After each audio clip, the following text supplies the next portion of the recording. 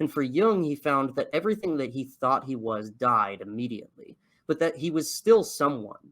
Deep down, beneath the name Carl Jung and all the professional success and his marriage, his children, everything, his culture, the slowly disintegrating Europe that he lived in prior to World War I, he found that beneath all of that was this more stable self. And it wasn't stable in the sense that it was unchanging, but it was stable in the sense that it was an expression of something more authentic, something deeper. For me, I think that's probably what sustains me.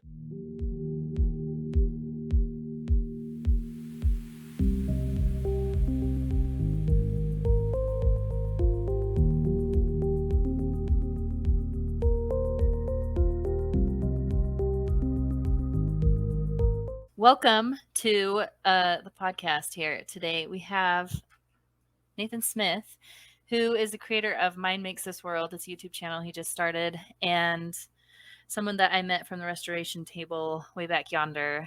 And I just thought it'd be fun to talk to him. Yeah. So I'm, like you said, I'm Nathan. I am a student at Texas State right now, eternally locked in my undergrad degree. Almost finished, I think, but it's been a long time. Majoring in psychology, minoring in anthropology, and I have plans to go to grad school to become a psychotherapist after that. And the YouTube channel that I made, Mind Makes This World, I became good friends with Stephen Pinecker of Mormon Book Reviews, who was very encouraging to me to like get out there and try to create like original content that I felt like would be beneficial to other people. And so after a lot of discussions back and forth between him and I in the background, I settled on the name Mind Makes This World. I put out, I think, about 9 videos so far, and it's kind of in its beginning stages. I'm still sort of feeling things out, but it's been fun. I didn't realize I was going to enjoy making video essays as much as I did, and there's a couple interviews in there too that I'm very proud of. So yeah, on top of that too, actually, I've done years and years of writing on Medium for a publication called Interfaith Now. I don't really write for Interfaith Now nowadays, but I specialized in writing about Mormonism, and I kind of focused on like Mormonism at the crossroads of like philosophy, psychology, history, theology, and I tried to tackle what I felt like were especially pressing issues, and I tried to try to get at deeper issues underlying what are essentially like passing controversies there. So if people want to read any of that, that's studionightflight.medium.com. Okay. Other than that, I'll make sure I link that. Yeah, so funny enough, back when I was like 17, I was introduced to what was at the time Fair Mormon. And now I think they're Fair Latter-day Saints, with the name change and everything like that. But at the time they were Fair Mormon, and I was really taken with this group of people that like were addressing issues and topics that I had never really actually heard about. I mean, I grew up in Texas, like in the proverbial buckle of the Bible Belt, and the worst I ever really heard was like, like weird, like not really well thought out old 19th century like anti-Mormon stuff. So nothing terribly like sophisticated, but I found this website and they would address these like really deep issues that I had never heard anything about. And funny enough, the issues at the time really didn't bug me or bother me. It was more like the ancillary details around them that really fascinated me, like trying to understand like literary analysis of the Book of Mormon, like translation theories or like geographical models. That was so fascinating to me. So it wasn't even like the apologetics of it. It was kind of like the details around it. So yeah, so I actually engaged Fair Mormon for, I was a volunteer apologist answering emails and everything from like December 2011 to about March 2013, right before my mission. And funny enough, I don't think a lot of people think of Fair Mormon this way, but I became more liberal and progressive in my religious views through my time at Fair Mormon, probably despite some folks' intentions. But I took that on my mission, and that was not very well received by other missionaries and other mission leaders. The mission field is very much one that caters to like the most legalistic, bureaucratic approach because it's probably the easiest to market. Like you can only be together with your family forever if you engage in these particular rituals from these particular authorized individuals in this particular context and follow these particular rules thereafter. Otherwise, it doesn't happen. That sounds a lot more pressing and engaging than, We just believe that relationships are eternal. They'll outlast death. We can build good, healthy relationships here and now. Isn't that wonderful? It's a little nebulous. It's not good for marketing, I guess. So, but I had a really difficult and even traumatic 2 years as a missionary. And so when I came home, I had a whole set of issues that were very, very different, I think, than the ones that I, as a volunteer apologist, had sort of grown up trying to address. A lot of them were social issues. A lot of them were concerns about abuse of authority or even unearned authority, unearned certainty. This kind of trying to understand, I guess, in retrospect, I would say I was trying to understand how a person can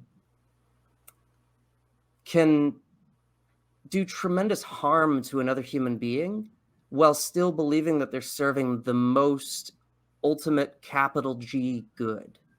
Like, there's not a doubt in my mind that the missionaries who, quite frankly, traumatized me or even just outright bullied me at times, including my second mission president, that they thought they were doing good things on some level when they were addressing me in the way that they did.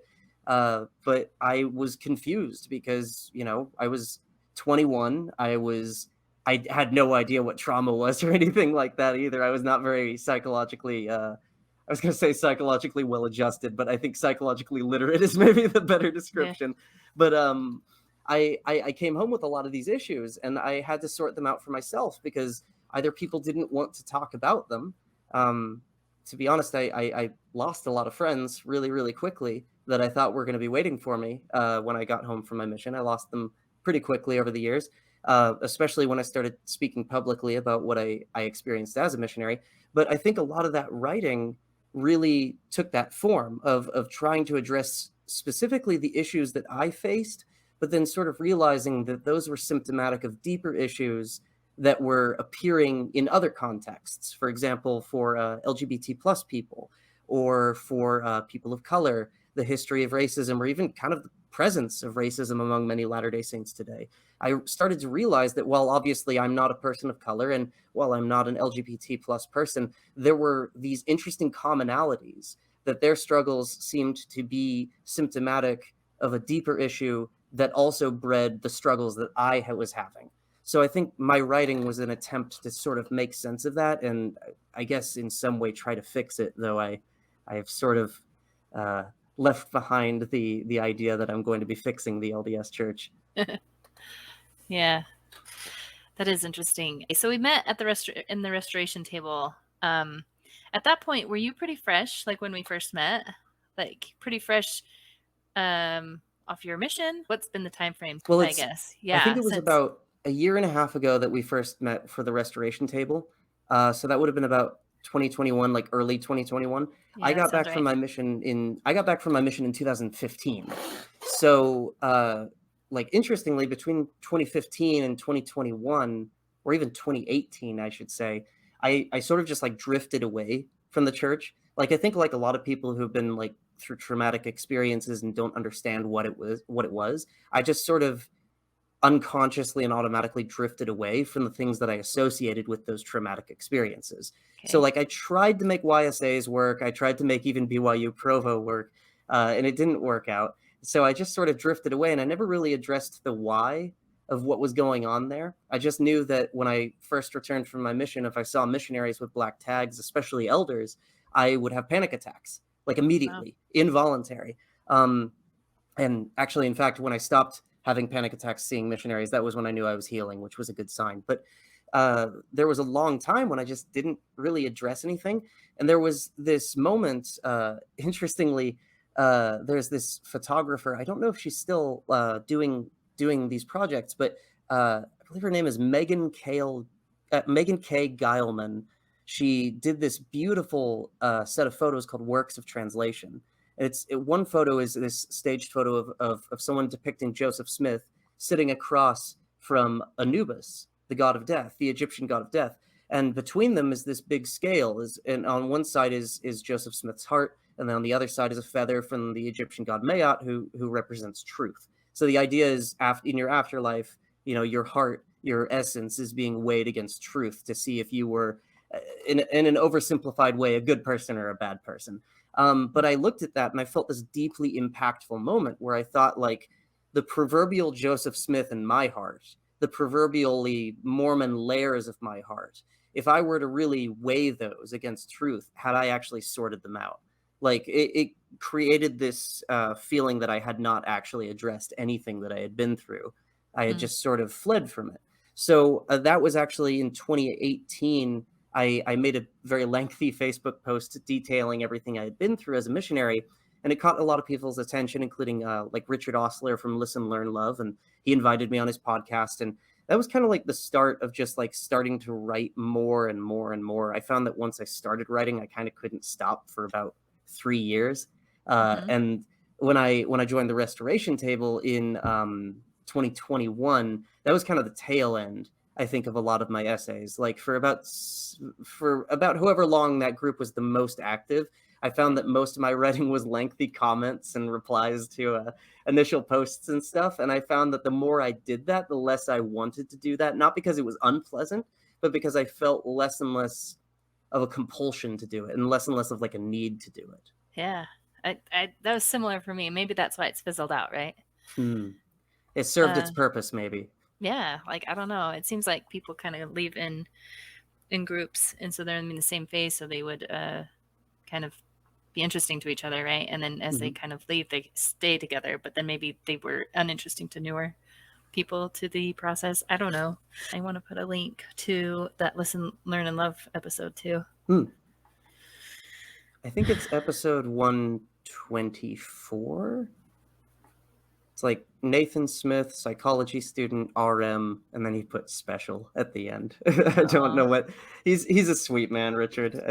He was very kind to me for sure. So after the restoration table, it's been a while. What have you been doing since then? The YouTube channel is probably the biggest thing I've done since, but that was pretty recent, like the latter half of this year.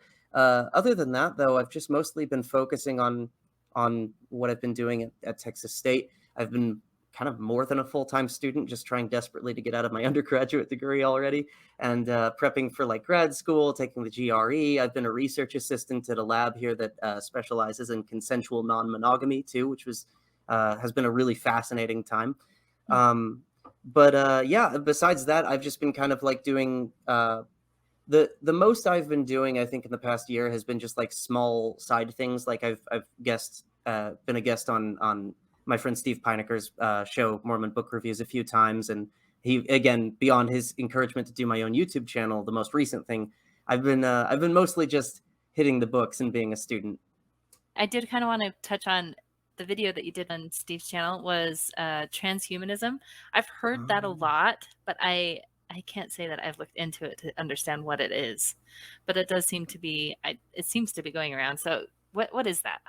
Yeah, so I mean, I think the most iconic version of Mormon transhumanism, especially right now, specifically Mormon transhumanism, because it's not an exclusively Mormon thing. It's a broader concept. Okay, It's yeah. in fact it's actually quite secular, and there are a lot of transhumanists who are actually quite hostile to religion in general. Um, Okay. but it's basically, in its shortest form, it's basically trying to take an ethical approach to technological advancement in order to ameliorate or even eliminate entirely the problems that we as human beings face. Mm, So we get sick. Let's try to advance technology to eliminate sicknesses. We die. Let's try to advance technology to eliminate biological death. People have already died. Perhaps there are technological ways of reviving people who have already died. Like, mm, there's progressive layers. There are certainly people who are very much more, let's say, hard-nosed about it. So if you start talking to them about like resurrecting the dead, they might like squirm in their chair and think like, oh, that doesn't sound right to me. But I maybe that's the other guys. And then there are okay. folks who think like there's quantum tunneling and we're going to go back in time and pluck people who die in the very moment from their death and like bring their consciousness to the future and put them in a new body. Like it's a very wide range of people. But So what yeah. does it mean to be that though? Like this sounds more like ideas of what we'd like to see the future be like. But what is it that you actually do if you say, "Hey, I'm a transhumanist"? What does that actually mean for what you do? Like, you just research that stuff a lot? Like, what Oh, well, how does a person, like how I'm does a not person one. Oh, no, I'm Yeah. saying, but what does that mean to be? Does that make sense what I'm saying? Yeah, Like, like, what does a transhumanist do is a right. great question. I would kind of defer to I can I think it was Lincoln Cannon, who the one of the folks who co-founded the Mormon Transhumanist Association. He put it really well that a transhumanist is not someone who believes transhumanist things, but does transhumanist things. And so for him and for a lot of transhumanists that I've encountered, to be a transhumanist is to support certain technologies that one believes are going to be of a positive impact on the future, mm, to support certain initiatives that one believes will be positively impacting the future, and to it's I guess it's a form of activism in a way, in a manner of speaking. It's just particularly directed in a certain way. So, for example, one might be very concerned that at some point we might find a realistic way of eliminating biological death, or at the very least extending human life to a more or less indefinite degree. And then they might have concerns that that's something that's going to be blocked by financial issues, economic issues. So suddenly we're going to start seeing economic disparities have even more life and death consequences than they already do in the world. Like the mm. wealthy will live forever and the poor will die at maybe age 40 to 80. Um, This is so, interesting. This reminds me of yeah. Upload, that one. I don't know if Oh, you're yes. familiar Yeah. with Yeah. that show. I think that's on Sci-Fi, right?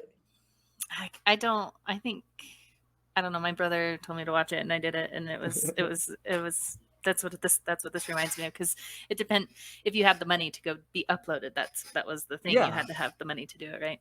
Yeah, and a lot of I've seen a lot of transhumanists respond really positively to that show, actually, because I think it's a good illustration not only of like the interesting things that we theoretically could accomplish down the line, because there's no like logically necessary ceiling to how far our technology can go. I mean, like there's no logically necessary limit to how advanced medicine can become, how advanced computers can become, things like that. Yeah.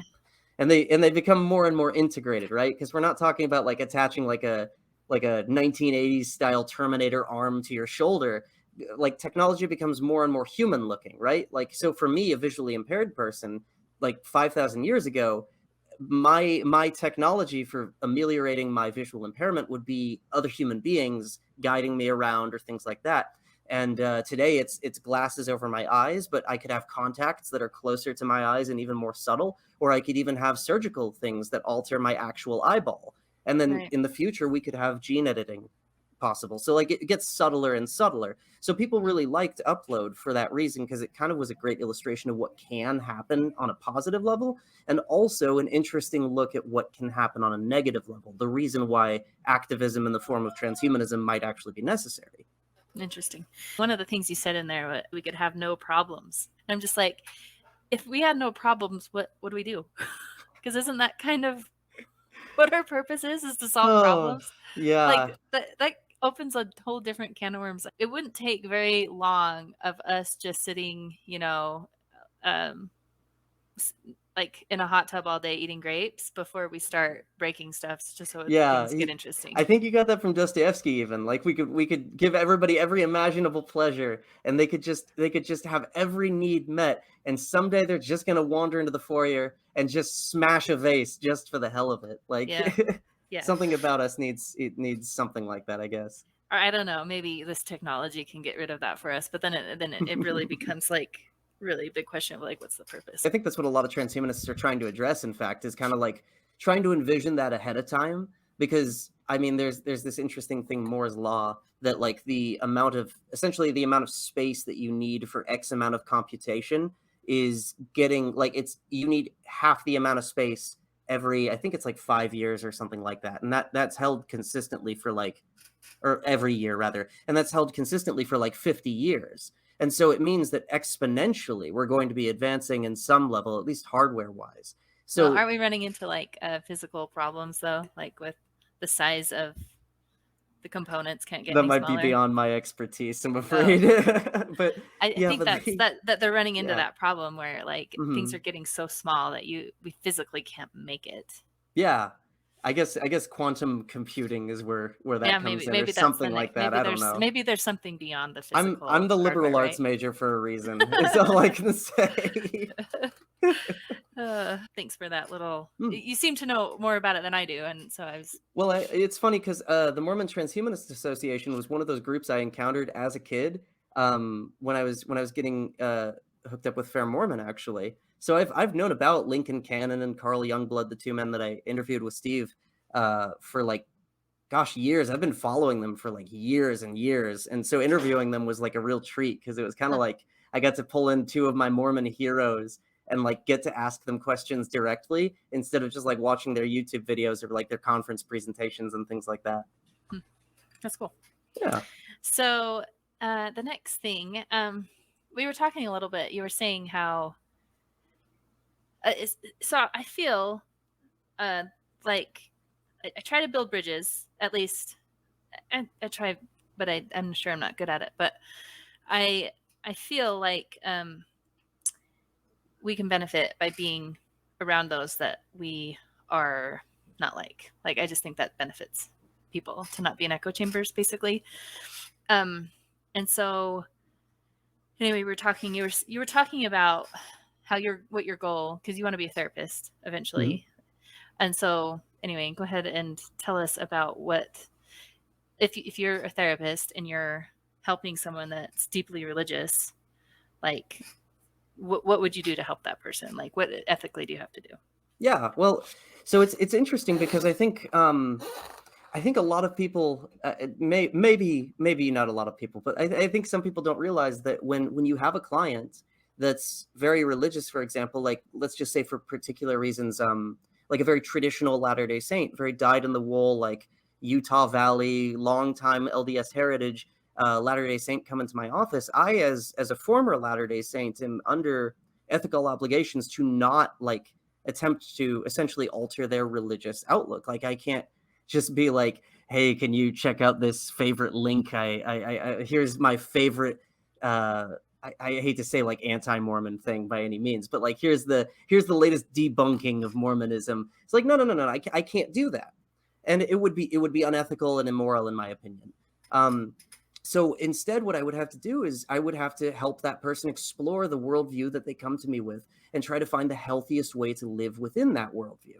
So, I mean, it might look like actual concrete theological alterations on their end in some ways. For example, I would probably want to try to help them to have maybe less of a dogmatic approach to theology. I would want to try to introduce a little bit of healthy uncertainty about the world, not just about Mormonism in general or about truth claims, but just about the world in general, about what we think, what we feel, what other people think, what we think they think about us, things like that.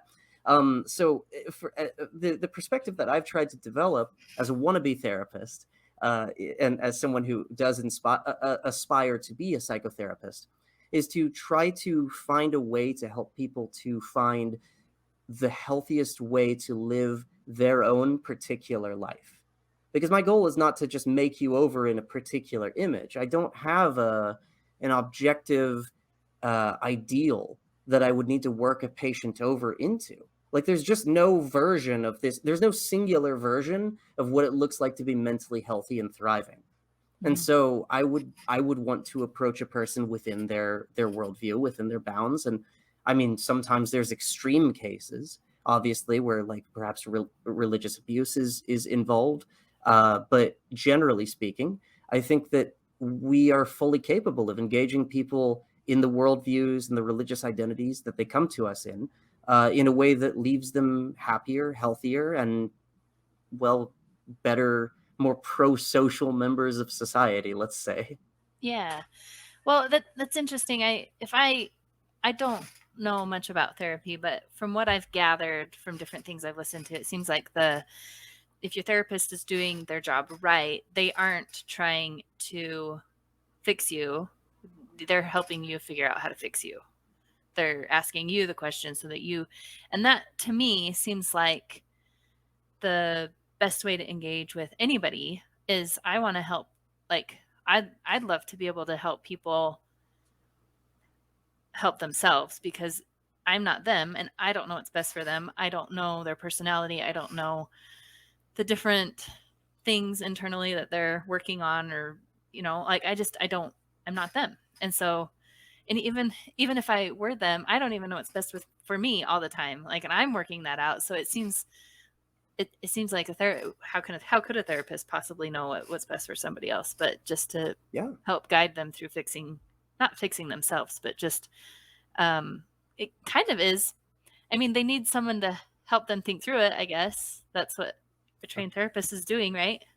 Well, Am I off on that, or is there no, not something at else all. that a therapist is I doing? think, in my entirely unprofessional opinion, that's spot on.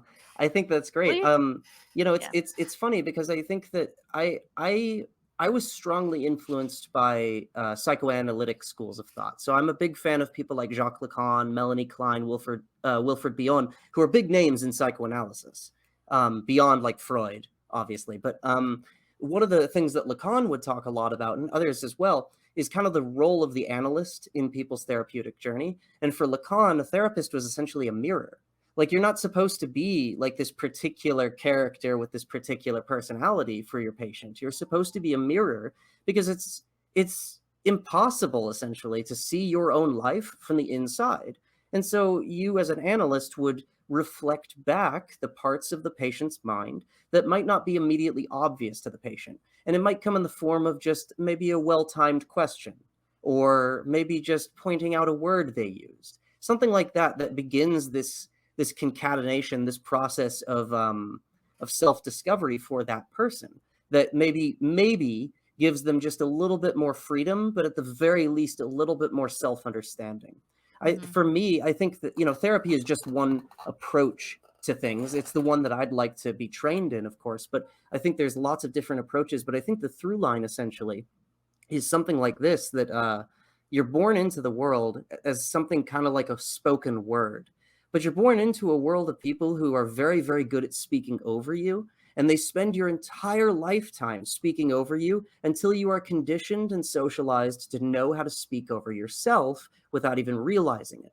To the point that when you get quiet and all the world around you gets quiet, and you finally start hearing your own inner voice, perhaps even for the first time, it can be jarring or even traumatic in some cases. So I think a therapist, and someone in your position as well, bridge builders in general too, I think the best thing they can do is try to help someone silence the voices that speak over them, and to be able to hear their own unique voice for the first time. And that unique voice may be the most dyed in the wool Mormon you could ever imagine. It might be the most obnoxious new age atheist you can imagine, or like, it may be crystals and mantras being chanted all day, every day, or it may be just someone who's very content going to do office work and never really thinking about cosmic questions in the first place. Like, whatever is you, I think personally, I take as axiomatic, is probably the healthiest thing for you to be, because there's nothing else for you to be. Everything else is a sham.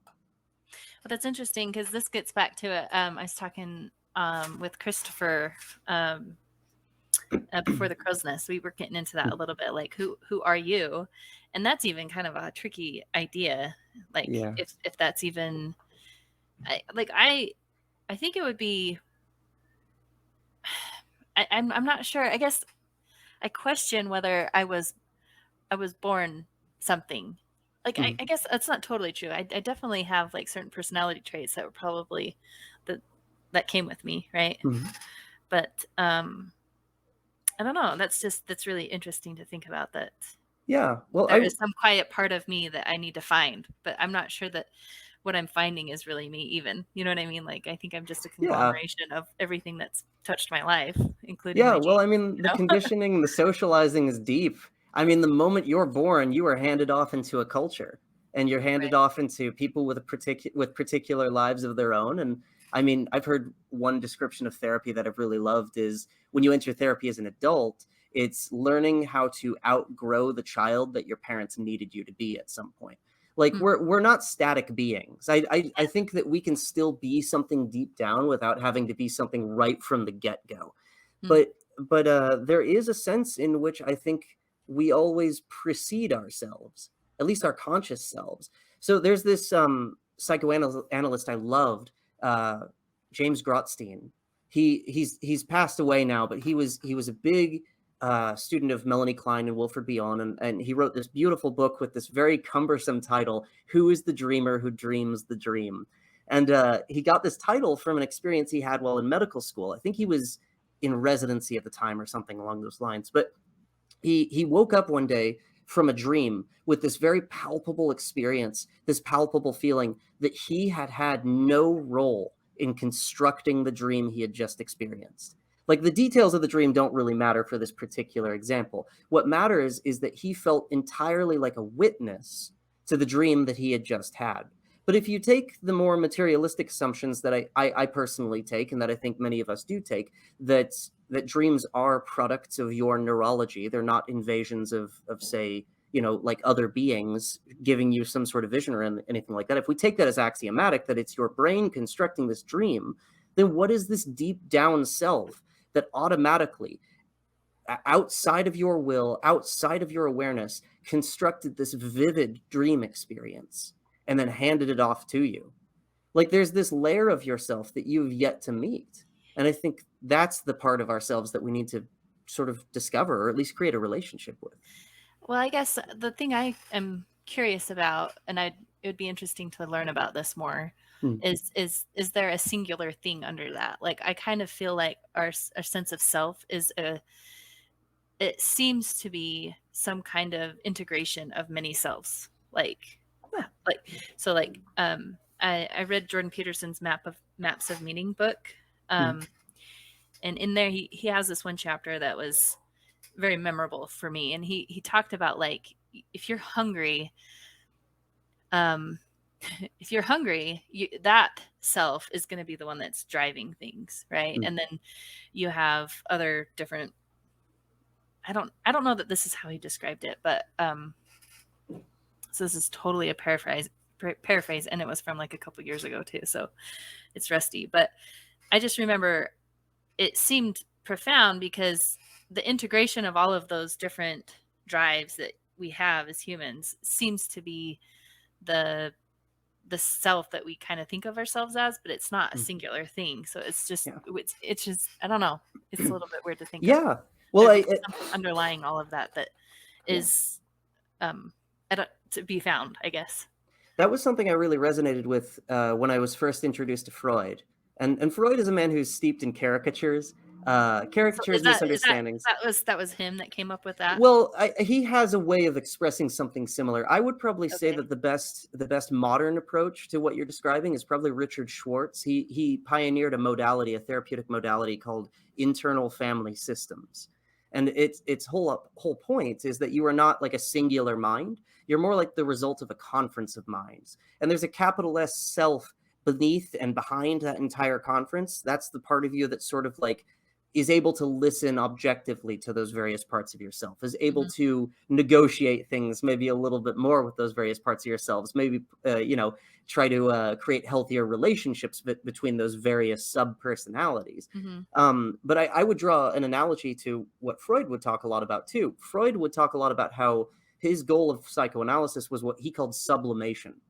And so basically what he meant by that was that you are this wad of various energies, let's say, things that want to go off, things that need to express themselves. But you're born into a society that tells you to repress certain energies, certain drives, certain instincts or impulses or the like.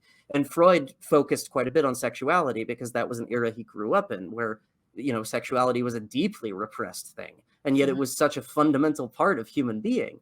And so sublimation is taking one of those energies, let's say, and giving, instead of repressing it and saying, no, no, no, don't do anything until we have this imaginary point where it just stops trying to express itself, which doesn't happen. You instead give it a healthy way of expressing itself. You try to find a way that's more conducive to living in a healthy society and healthy relationships and in a healthy way personally. So that was something I really resonated with Freud. I agree with you that I don't think we're these just like singular beings, but I think that there is a level of our deep down self that doesn't really lend itself to how we consciously think typically. And how we consciously think typically is often in distinctions, in like analysis. We pick things apart, we analyze their little Yes. bits, and we try to understand how they interact with each other, right?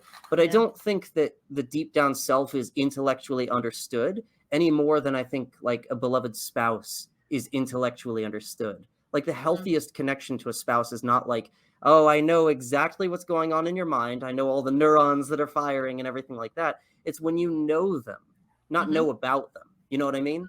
Yeah. No, you're John Vervaeke talks about this. Like, there's lots of different kinds of knowing, right? There's Mm, like, he defines, I can't remember all of them, but one is like participating. Yeah, in order to know, you have to participate in the thing. And you're talking about like, I know I can trust someone. It's like, you couldn't solve for that. Like, you just, you trust somebody. And anyway, he had, yeah. and there's the knowing, like, I know that, this mouse that I have is black, right? Like, there's that kind of knowing, um, propositional knowing. Anyway, he had a bunch of different ones. And then the other reason I kind of had this thought about, it seems like there are more selves within us. I don't know if you, I'm sure maybe you haven't, I don't know. The split brain, um, Yes. split studies are crazy. Like that, Hmm. if there's any, it seems like each side of your brain has their own personality. Like, and so, but then Yeah. they want to present themselves as a single. Like that's fascinating to me. Yeah. Super Well, fascinating.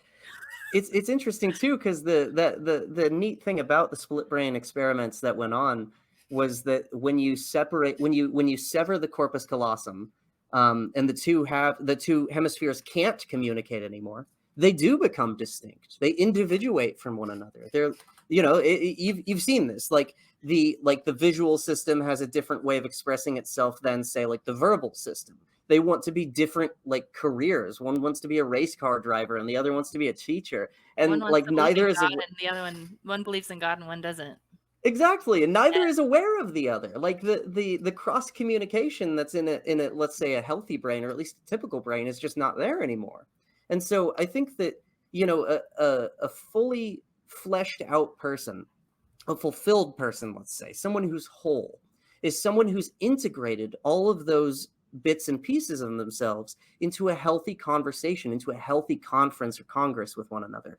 Because I think the unhealthy bit is when we cut off one of those parts, when we exile it, even without even realizing it sometimes. And then I think that there are deeper layers of ourselves that we're just not trained to engage, like the deeper layers of our mind, our psyche, if you will, that haven't really been cut off by like trauma or conditioning or anything like that, but that are just not, for whatever reason, for whatever like evolutionary design or what have you, they're just not immediately accessible to us. Hmm. I thought it would be interesting too to talk a little bit about the idea of you used a phrase before we started recording of the abuse of language, is when people Ah. are referring, saying, "Hey, yeah, do you believe in God?" So I'd love to have that conversation. So there's this philosopher I really love deeply, Ludwig Wittgenstein, and I kind of got a better grasp of Wittgenstein thanks to one of my good friends, Brandon Wilson, who I actually interviewed on my channel, Mind Makes This World. He's a PhD student at Claremont Graduate, and he's also a Latter Day Saint, and we also actually served in the same mission together. So we've known each other for a very long time, and he's a very, very thoughtful person. I highly recommend the interview, and not just because it's on my channel. Wow. Um, but Wittgenstein. So Wittgenstein's whole point was that he felt that philosophy, at least as it was done in his era, was a fundamental abuse of language. So I think with a lot of us, we think that when we are discussing topics like this, or even debating topics like this, and I'm actually not a fan of formal debate, not just because I'm a non-confrontational wiener, but like because I think that Wittgenstein has this real point here. We think that we are comparing objective views of the world. And so the only thing to do is to debate who has the most accurate, objective depiction of the universe. But Wittgenstein says that the problem is actually a little more wriggly than that. The problem is that you can't really say anything deeply objective about the universe per se. You can really only say, or at least try to say, what you are experiencing of the universe. You speak in subjective terms, and you can't seem to escape this subjectivity. So, when I express myself, when I say things like you come into the world like a spoken word, and people teach you how to speak over yourselves. I can't really make an objective statement about that. I'm sure there are people who have come into the world who are perfectly fine. They feel very self-aligned, very fulfilled personally, and they never really felt like they were conditioned out of that. It may just not be true for them, but it was true for me. And I think that's one of the things that drove me to Mm. be a therapist. But that's the fundamental difference, isn't it? Because I'm not trying to make necessarily, though sometimes I come off that way and sometimes I think I'm trying to do it. I'm not trying to make objective statements about the universe that I'm trying to convert you to. I'm trying to express to you how I experience the universe, and that's as far as my horizons really stretch. And there's another issue at hand here too that Wittgenstein really touched on well with this thought experiment. He said to essentially imagine like a group of people standing in a room, and each of them has a little box in hand, and each of them says that in that box is a beetle.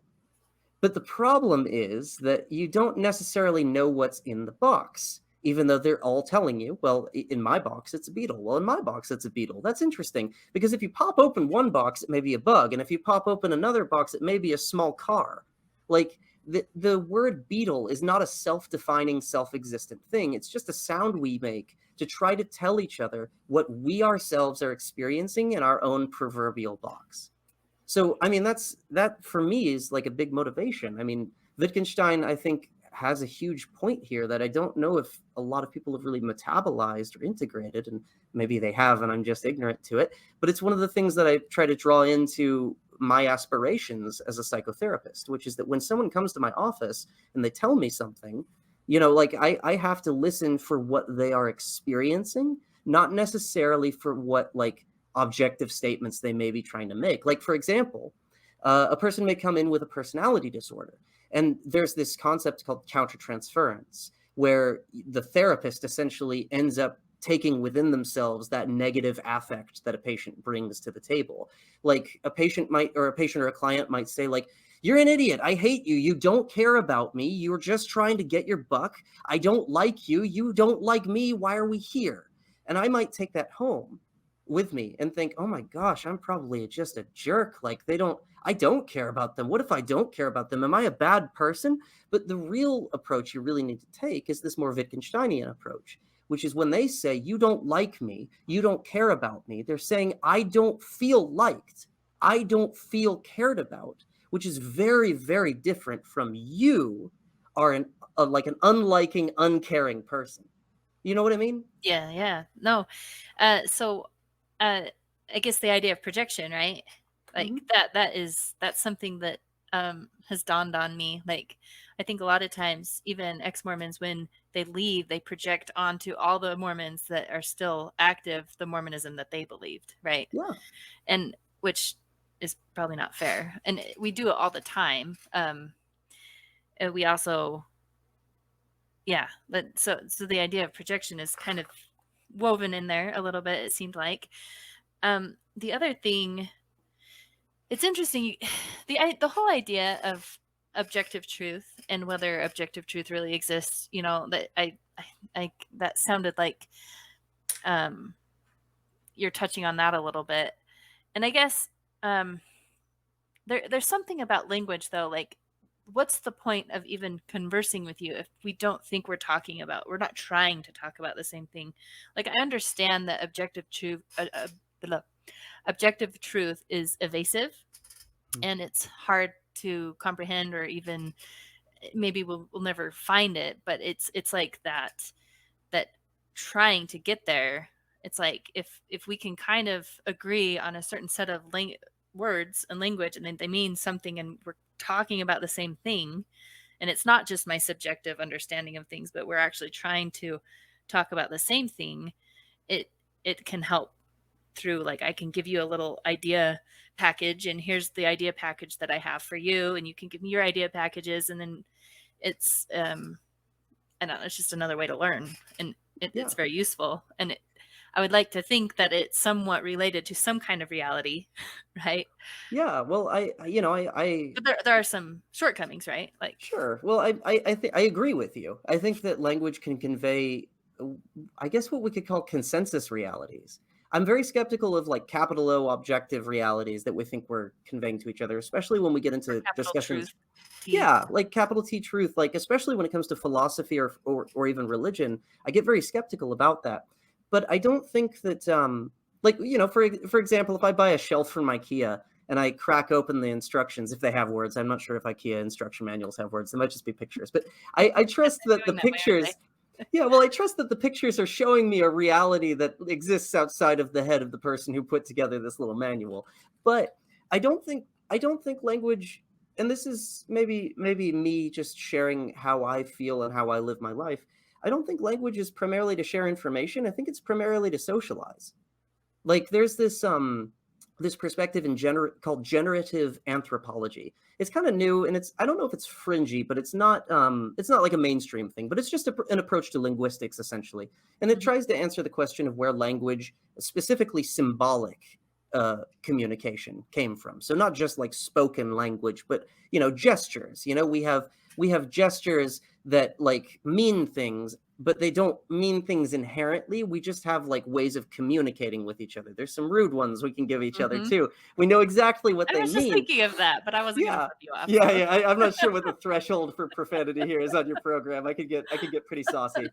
Um, but the hypothetical that I've heard given for this was essentially something like this. So imagine like a lot of pre-humans, like a group of pre-humans hunting after an animal, and they've sort of thrived off of like whoever's the most aggressive and the most violent gets to be the top of the chain, right? Like gets to be the top of the hierarchy, let's say.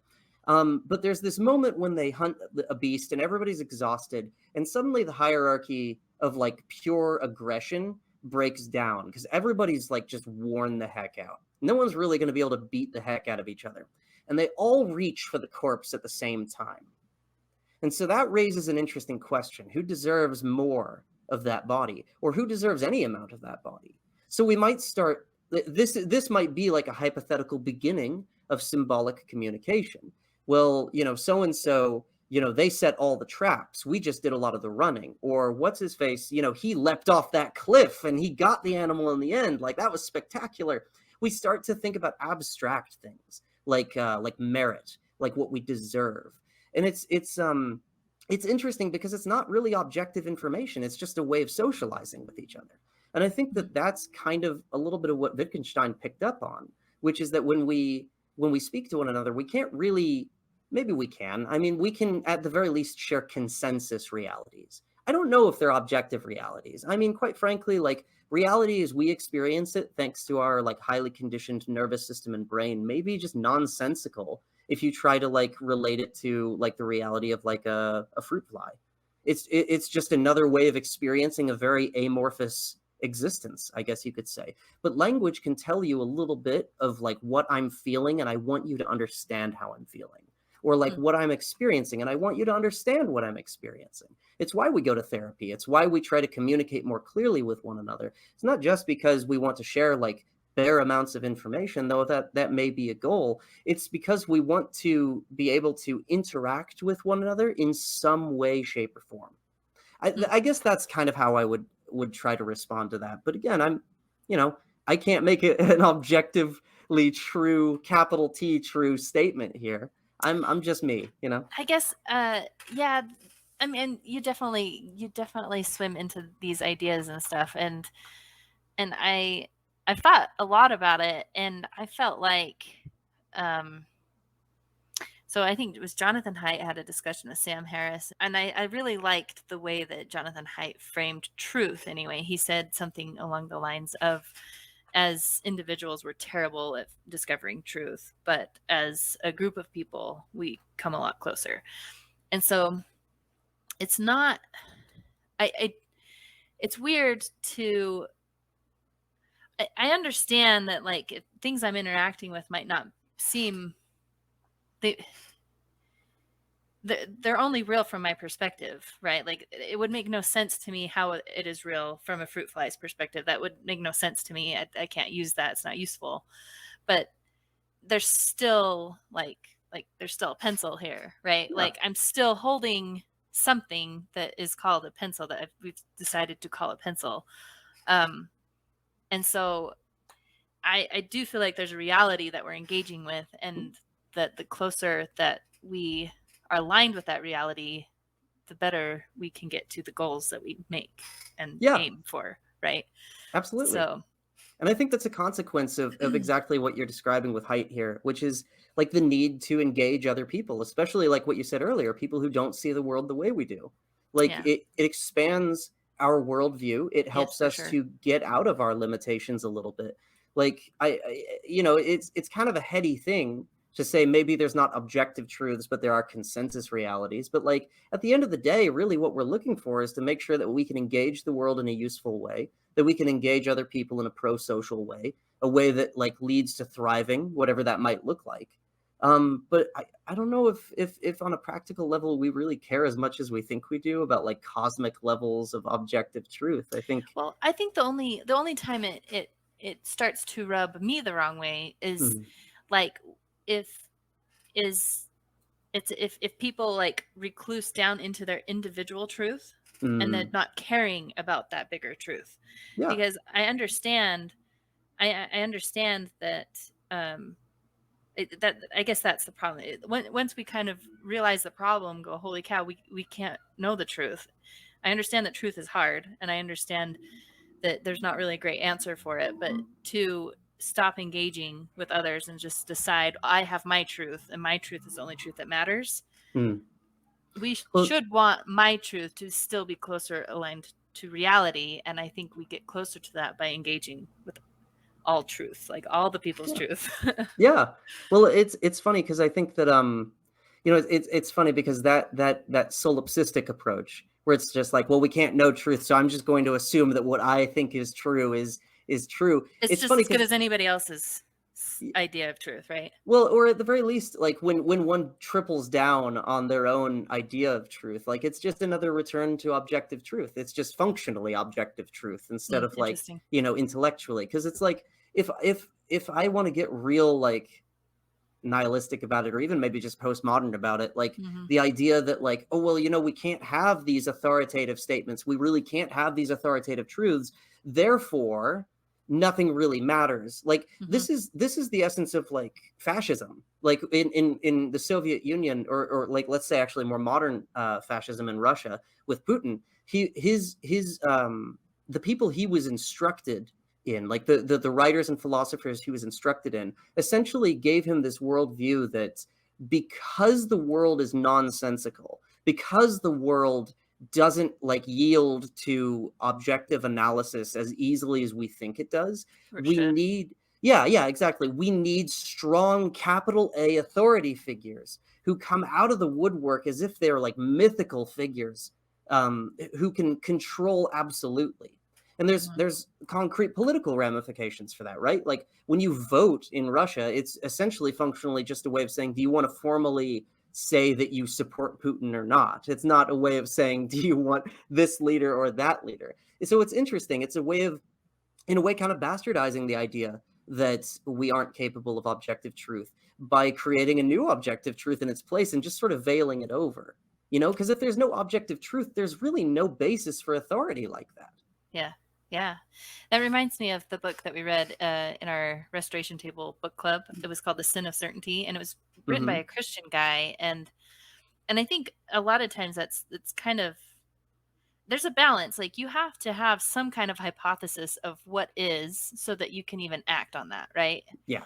And so, and I think that's why we kind of get stuck sometimes, is because something that's been telling us what is, we've thought that for a really long time, and it's hard to update that later when it's been serving us well for so long, right? Yeah. I think that hits the nail on the head whether you're a Christian or not. Like when I was a Latter-day Saint, and when I disconnected from the LDS church, I think a lot of people assumed that I was going from one set of convictions to another set of convictions. Instead, what happened was I went from one set of convictions to this lack of faith in conviction as such. Hmm. Like the thing that for me made me want to disconnect from the church ultimately was not like, oh, I found these counter arguments to the truth claims that the church makes, though that I think there are some interesting counter arguments that should be considered and brought into conversation with what the LDS church is presenting right now. The thing that for me really did it in was I don't think that one can be sufficiently certain of religious claims in a way that not only causes them to change their life in concrete ways, but causes them to change other people's lives in concrete ways. So for me, that compromised the idea of authority figures in the LDS Church, which is a very central concept, right? Priesthood authority, a Yes. prophet who speaks the mind and will of God. None of that seemed authoritative to me anymore, because that kind of level of certainty, I mean, even in the tradition, we call it faith. It's a belief. It's an I think. It's a hunch, kind of, and I mean that in a purely neutral sense. But it's not certainty. Like, to say I know the church is true is just a verbal concession. Like, we don't know anything. We really don't. Right. Like, and so why live as if you do? I mean, you certainly can. You're certainly welcome to your beliefs. How do you live your life?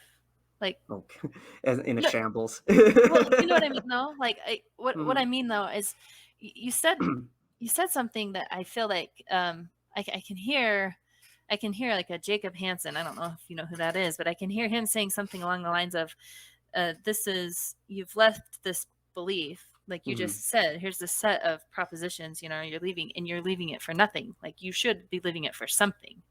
Like, so I'm not even sure that would satisfy a lot of people. Yeah. Because you have to, like I was kind of saying earlier, you almost have to have some kind of foundation to propel yourself off of, like, or else you're just not moving. You're not acting in the world. So I'm just curious if you've thought about that, like, what's propelling you forward? Like, what is it that you act off of, if that makes sense? No, absolutely. I think it's an interesting question for sure. How do I put it? I have thought about it. I don't know if I can give a satisfactory answer, but I'm not Well, super. it does, if it's not defined well, or if Well, you can't describe it, that's fine too. like Like, anything else, I've thought a lot about it. I just don't know if it's going to be terribly satisfying to people. But I don't know if satisfaction is actually an option in a lot of ways. I think that, just because we really, really, really want something to be like a foundation for us doesn't necessarily mean that foundation will exist. But for me, the thing is something kind of like this. I'm a big fan of Carl Jung. He's a bit of a jester and a bit of a magician, for too much for his own good sometimes. But he had this interesting experience I believe it was the 1920s. He experienced like a psychological break at the peak of his career. He had become this very, very well-respected psychiatrist and psychoanalyst. He was a student of Sigmund Freud himself. And even when they had their break with one another, he still, carried a great amount of weight in the psychological community.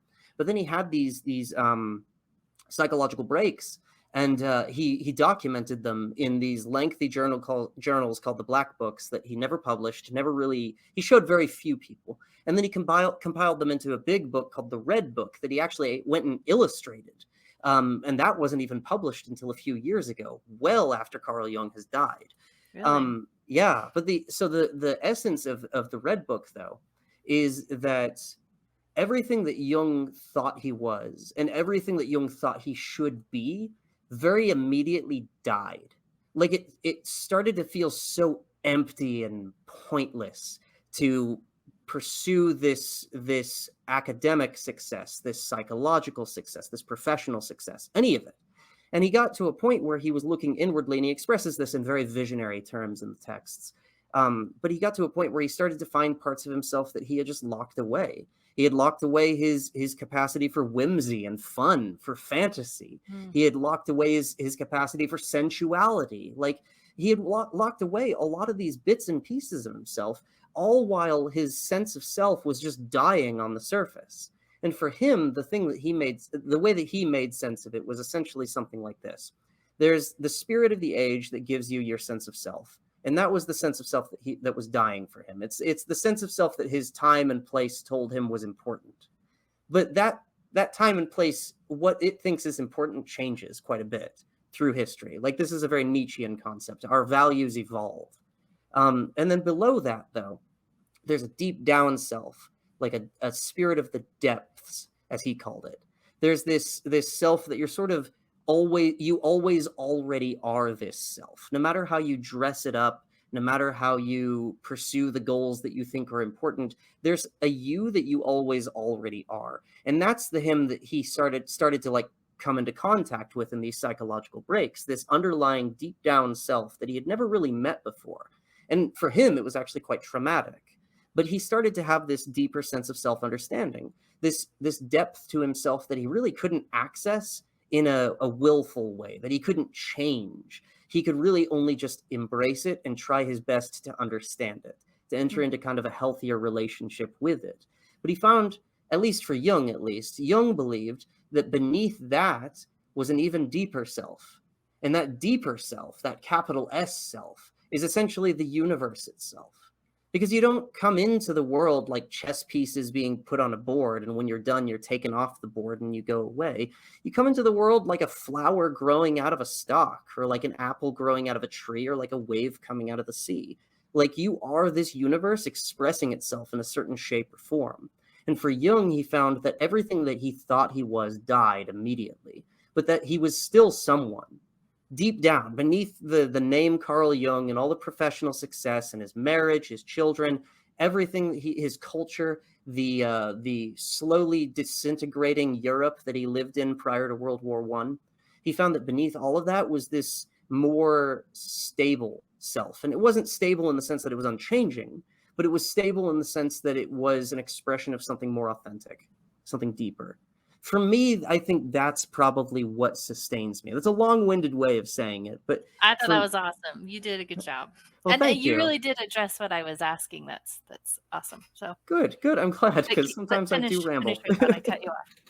No. Yeah, I would probably just say that I think probably the easiest way to express it is there's this beautiful book by a poet named Attar called "The Conference of the Birds." Again, it was actually my friend Brandon Wilson who pointed me to this book. It's a beautiful poem, and it's basically just like the shortest version is like there's this group of birds who are searching for a king, and one of the birds tells them you should go and find the simorg. That's the bird that will be your king. And so they all group together. Some of them really don't want to go on the journey. It's a really hard journey. They got good excuses, so they step away. And it's a lot of excuses that we would give in our own day in life that would turn us away from self-exploration and from the hard choices that we might have to make when we find that we're out of line with what our life looks like on the surface. But these birds, they go on this long journey, perilous. They have to go through journeys of love, uncertainty, and even death. And finally, they reach the end. There's this big curtain, and they say that the simorg is behind the curtain. And they open the curtain, and well, I guess I should say only 30 birds actually made the journey when they get to the curtain. And then they open the curtain to see the simorg. And what is the simorg? It's a mirror. So all they see is 30 birds staring right back at themselves. And they're told that that's the simorg. And simorg is a Persian pun. It just means 30 birds. So there's this sense in which we're all looking for this proverbial king. We're looking for this organizing principle, whether that's God, whether it's like family, whether it's this fundamental set of beliefs that our lovely religious conservative friends like to tell us we all can't live without. And we find ultimately that there's no, big capital K king waiting behind the curtain. It's just you. It's what you made. And I think you're worth meeting. And I don't think we've met ourselves. And I think that's what sustains me personally. That's really cool. Yeah, I think It's a little woo-woo that and new agey, but it's what no. draws me to therapy for sure. Well, here's the thing. I think that's probably tapping into your intuition, whatever that is, right? Like, Yeah. I feel like there are things that guide us without the belief or understanding of where that guidance comes from. Like, I'm not sure you have to have a formal religious belief to act in the world. Like, that's, I guess, not what. Yeah, I agree with you. I'm trying to think of how to tie that back. That's okay. Well, I understand that need to have something to move you, Mhm. and I guess I think that's what actual faith is. I think actual faith is not having the certainty that the things that you're acting on are the right thing, but it's your best guess. And that's what faith is. Like, you're going to keep moving anyway, right? Yeah. And Well, yeah, oh, sorry. Go ahead. Go ahead, please. I, I'm about there. That's okay. Do you mind if I add a little anecdote? I have Yeah. a million of them always, but I think this one is probably quite helpful because I want to be really clear that I'm not trying to suggest here that there's no such thing as external reality and that I think it's all in your brain and all that stuff. I didn't even hear Um, you saying that though. Okay, good, good, good. But I love the word faith. I really do. I think it's one of religion or Western like English speaking religions probably one of its strongest words and probably one of its most abused. There's this philosopher I love named Alan Watts who he juxtaposed the word faith with belief. And I think what a lot of people mean when they say faith is what they mean Mm, belief, like a yeah. proposition. Like I'm going to Yes. say like there's a God, however I'd like to define that God. I don't really have like hard proof in the same way that I would have hard proof for, say, like a chemical equation that we can reproduce again and again. But I'm going to propose that that's true, and I'm going to live my life as if that's true. And I don't have any like negative statements for people like that. But Watts says that that's not necessarily faith. Faith is trust, not like a proposition or even much less certainty. And so the way he would describe it analogously was it's more like laying back into water and trusting that the water is going to buoy you up instead of flailing around and trying to keep yourself up. Like, so it's not intellectual. I don't think faith is intellectual. I think it's just purely an act of trust on an Yeah. existential level. Yeah. You know? Yeah. And I guess just one final thought as far as having a set of religious beliefs. I think Mhm. the reason I'm not anti-religious at all, because I don't Yeah. think that we fully understand what is going on there. And No. so it Yeah. would be a mistake think that to think that it is all just to control the masses. I just don't think that's what it is. It Agreed. Yeah. doesn't make sense that that's what it is. But if you don't truly believe it, you can't fake it either, right? Like you Yeah. have, like you said earlier, I think at its best, something that it's doing is helping you become your best version of yourself, right? Like it's helping you become through interactions with other people that want the best for you, and you're helping them become their best version of themselves, right? Yeah. Um, so it's hard to get that on your own on a solo path, right? Yeah. So, Absolutely. and people do form their own communities, right? And Hmm. um, it's going to be interesting to see like what the next 50 years brings, right?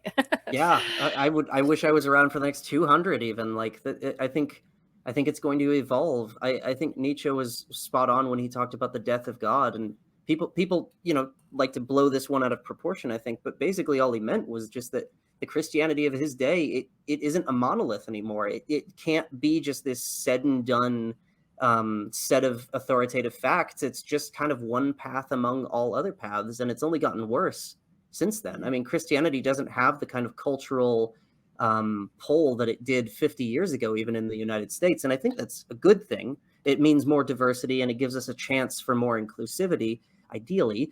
But it does leave us in an awkward position because I think our predecessors organized their lives around this experience of a very trustworthy capital A authority. Yeah. And that's gone, at least for us. Yeah. I'm not sure I can say good. It's a good thing. It is what it is. Yeah, it is what it About, is. that's about what I'm willing to say. Yeah, yeah. I have a pretty careful conservative personality. It's probably why I'm more conservative in my politics too. Just Mhm. that if something is working, I'm just very risk adverse. So if you were going to Yeah, change something about how we're living in our society, I'm just really worried that it's going to blow things up, right? And so, we all and I need don't know. security.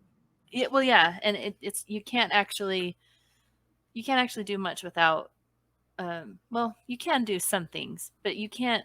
I mean, the farther out you feel secure, the more you're willing to risk today, right? So if I feel stable, I'm willing to, You the need a stable need a center to stable. work from. Well, you need a stable society to be able to do the cool things that get us progress too, right? Yeah. Well, I'm a big believer in the idea that it's very hard to clean up your house if society is burning around you. Like, you know, it's hard to have a clean lawn if the entire neighborhood has gone to pot, you know? Like, we are holistic beings. We're not like these isolated little diodes or monads. We are contexts. Mm-hmm.